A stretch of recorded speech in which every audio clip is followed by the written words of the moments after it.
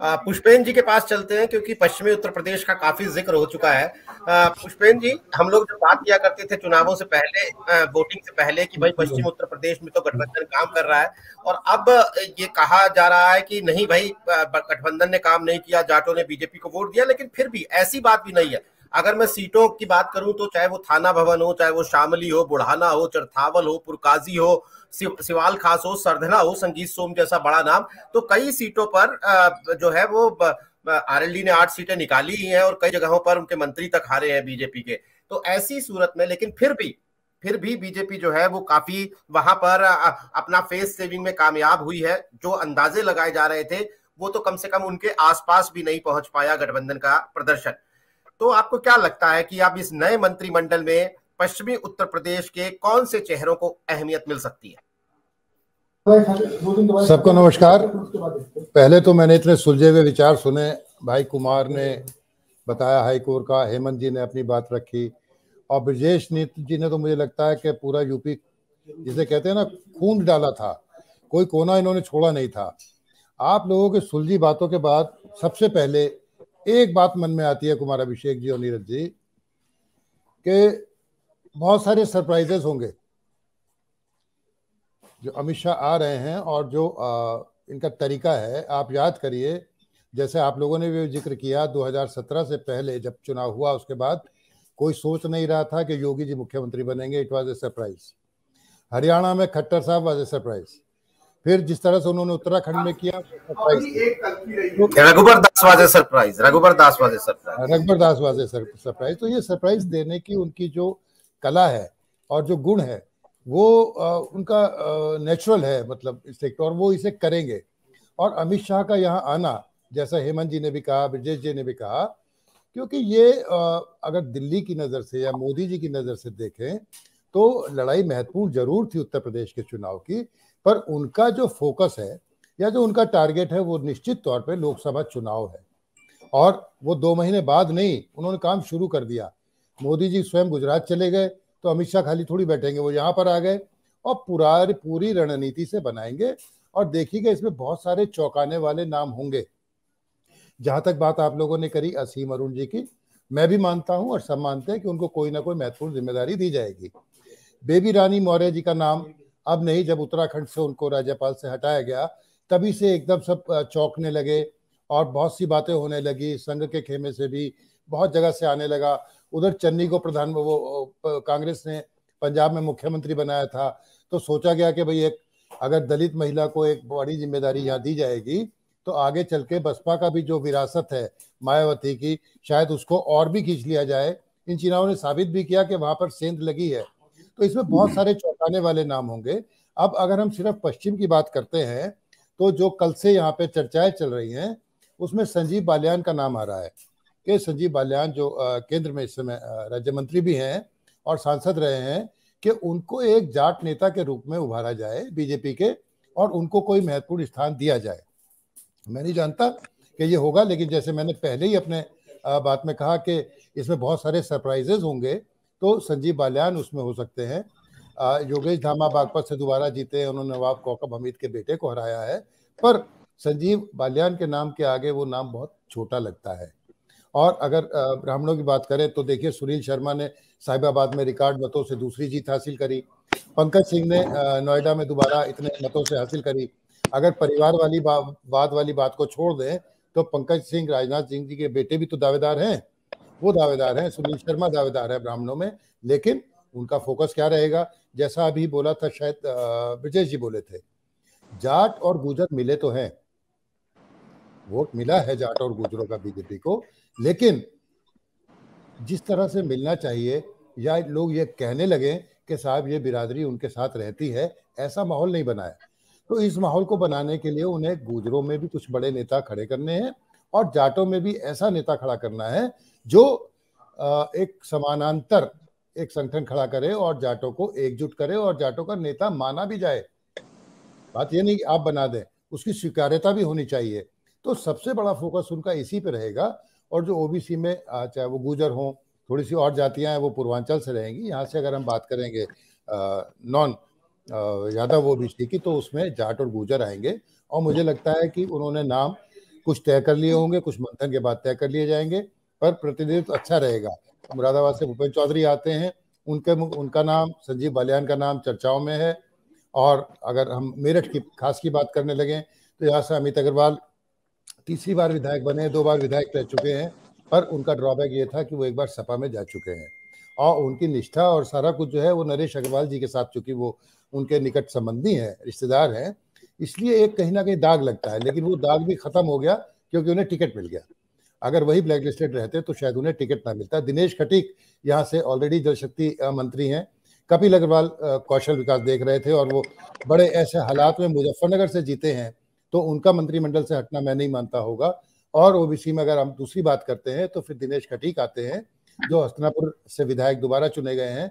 हस्तिनापुर का तो मिथक था कि यहाँ से कभी कोई दोबारा बना ही नहीं, तो जैसे योगी जी ने मिथक तोड़ा है और दोबारा बीजेपी सरकार बनी है, ऐसे यहाँ भी मिथक टूटा है कि हस्तिनापुर विधानसभा से कोई दूसरी बार लगातार विधायक चुना गया हो।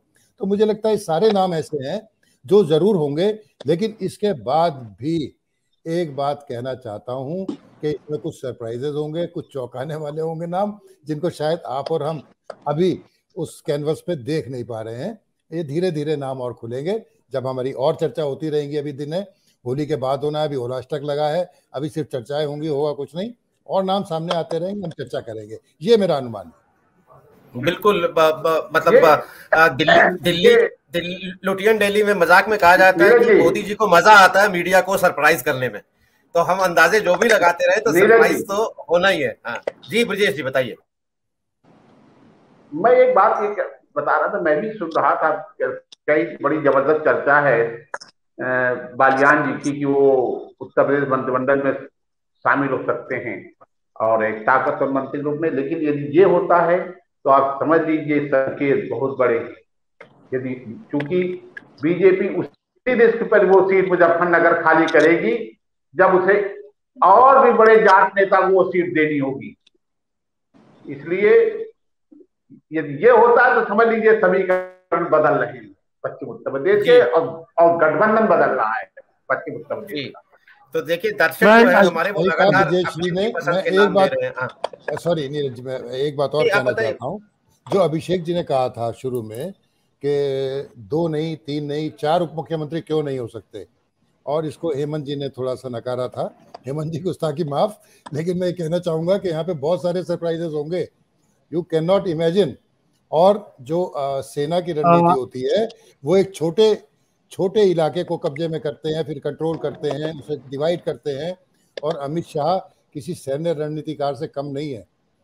वो अगले 2 चुनाव के लिए प्रदेश को इस तरह से बांट सकते हैं ताकि कंट्रोल आसान हो जाए, रिपोर्टिंग आसान हो जाए कॉर्पोरेट की तरह से। He can divide and he can do anything. I won't be surprise अगर यहाँ पे 4 डिप्टी सीएम होते हैं। तो हम लोग जयंत की बहुत बात कर रहे हैं, तो जयंत पुष्पेंद्र जी से जरूर इस पे हमें राय लेनी चाहिए ना।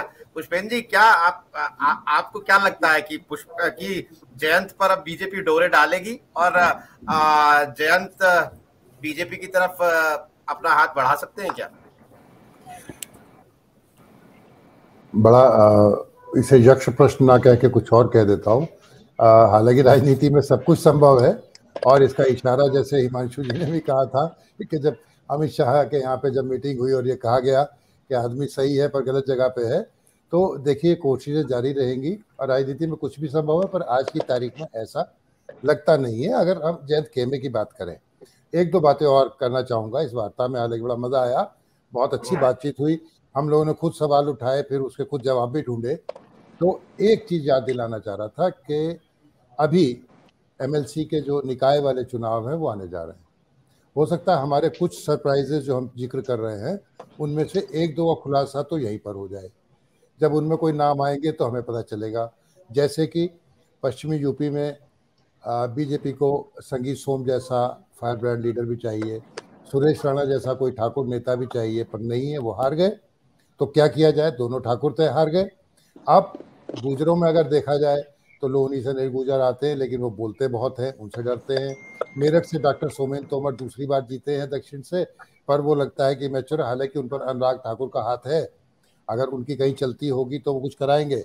और एक और महत्वपूर्ण नाम है, बिल्कुल नया युवा, जिसने कि धर्म सिंह सैनी को हरा दिया, क्या उसे कोई इनाम मिलेगा इस बात का? हालांकि उससे पहले अगर आप देखें तो थोड़े से जो बड़े नेता थे जैसे लखीराम नागर, मलूक नागर बसपा में जाते हैं, और सुरेंद्र नागर को ऑलरेडी राज्यसभा का मेंबर बीजेपी बना चुकी है। जो सबसे ज्यादा फोकस यहाँ रहने वाला है वो गुर्जरों पर ज्यादा रहेगा। जाटों को फिर भी यह मान लिया जाएगा कि संजीव बालियान के प्रभाव में जो भी है वो चल रहा है। और हाँ, ये बात और क्लियर करूंगा कि संजीव बालियान की यह कयासबाजी है, ये नाम कभी कभी जान के उछाले भी जाते हैं। ये भी एक रणनीति होती है कि इसका नाम दे दीजिए, ध्यान हट जाए, फोकस कहीं और चला जाए, कुछ उसके पीछे और एजेंडा भी होता है। तो सवाल ये है कि ये जो सारे नाम हैं, अभी जैसे विजय जी ने कहा कि नहीं, नाम तो इन्हीं सूची में से आना चाहिए, जो चुने गए हैं विधायक चुने गए हैं उनमें से नाम आना चाहिए। तो मैंने इतने नाम गिनाए हैं जिसमें गुर्जर भी हैं। अब वही बात है ना कि क्या क्या सरप्राइज होगा, क्या नहीं होगा। और जो एक दो लोग बचे हैं, अगर किसी की बात करें तो अब ये जो निकाय चुनाव की सूची आएगी उम्मीदवारों की, अभी तक रुकी हुई है, उससे हमें ये संकेत मिलने लगेगा कि किस तरफ मंत्रिमंडल जा रहा है, किन किन बातों का ध्यान रखा जा रहा है। और अमित शाह आए हैं, जैसे मैंने कहा कि उनकी जो स्ट्रेटजी होती है वो किसी भी मतलब एक जो सेना होती है ना, सेना का जो कमांडर होता है उस तरह से करते हैं। तो 2024 को अगर सुदृढ़ करना है तो ये कोई असेंबली सेगमेंट पे नहीं जाएंगे कि वहाँ 3000 से जीते थे या हार गए थे। वो देखेंगे पूरी पार्लियामेंट्री कॉन्स्टिट्यूंसी को, और पार्लियामेंट्री कॉन्स्टिट्यूंसी पे से अगर किसी को बना रहे हैं तो उसका ये देखेंगे कि 2 या 3 सीट भी जिता पाएगा, वहाँ पे मेहनत कर पाएगा, नहीं कर पाएगा। इन सारी बातों को ध्यान में रखते हुए करेंगे तो वो जरूर कुछ नए लोगों को जिन्होंने मतलब डिलीवरी वाली जो बात है, डिलीवरी वहाँ नहीं, मंत्रिमंडल में नहीं, पार्टी लेवल पे, वोटर्स के लेवल पे जाके कौन मेहनत कर पाएगा, जो थोड़ा बहुत बदल सके और वोट बैंक में इजाफा कर सके, ऐसे लोगों को वो जरूर चुनेंगे। तो बिल्कुल कुल मिलाकर बात हम अपने दर्शकों को जो बताना चाहेंगे कि अगर मैं इस सारी चर्चा को का सार आपको बताना चाहूं तो वो ये सबसे बड़ी बात ये है कि बीजेपी के लिए सिर्फ 2022 का चुनाव खत्म नहीं हुआ है।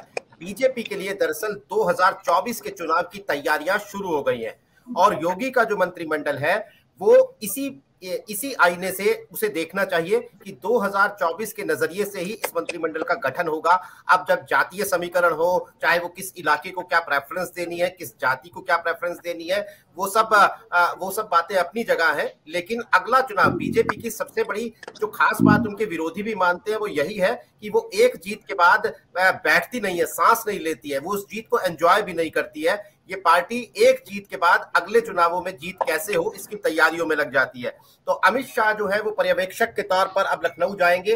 विधायक दल की बैठक अमित शाह की मौजूदगी में होगी और उसके बाद योगी मंत्रिमंडल में कितने उप मुख्यमंत्री बनेंगे, किस जाति के कितने नेताओं को मंत्री बनाया जाएगा, किसे कौन सा विभाग मिलेगा, ये तमाम चीजें हम लगातार आपको यूपी तक पर बताते रहेंगे और किसके बनने का मतलब क्या है ये भी समझाते रहेंगे।